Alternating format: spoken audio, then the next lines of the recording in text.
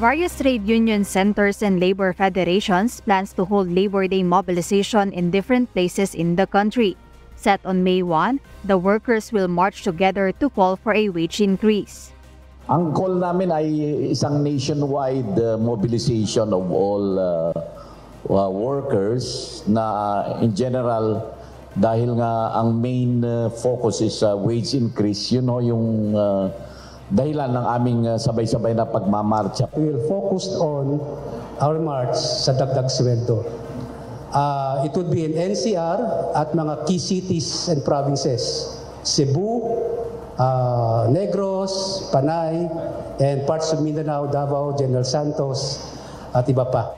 According to Rene Magtubo, National Chairperson of Partido Manggagawa, they expect no less than 10,000 workers to join the said protest, specifically in Manila. Dito sa Metro Manila, magmamarcha po ang hindi bababa sa 10,000 manggagawa. 10,000 manggagawa.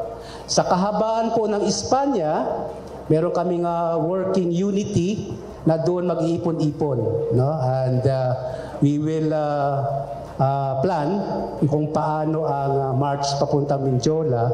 Nice Coronacion, Deputy Secretary General of Centro, added that the request for wage hike is in accordance with the Constitution and it is not excessive request.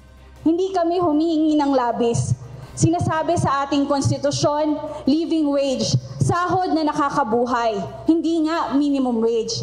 Pero itong laban para sa mga manggagawa na mahigit 4.2 million ang makikinabang ay nararapat, napapanahon dahil sa tawag ng pangangailangan. Trade union centers and labor federations continue to call for the immediate implementation of their demand for a wage increase. Ngayon, ang sama-sama naming panawagan sa lahat ng usapin na to na aming pinagkakaisahan ay ang laban at ang aming pagkakaisa para sa taas sahod, 150 pataas. Kaya bukod sa aming panawagan sa Kongreso, nananawagan din kami kay Pangulong Bongbong Marcos i-certify as urgent ang mga batas para sa aumento sa sahod.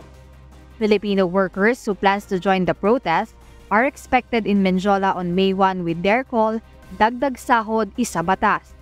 Jed Neresina, UNTV News and Rescue. We serve the people, we give glory to God.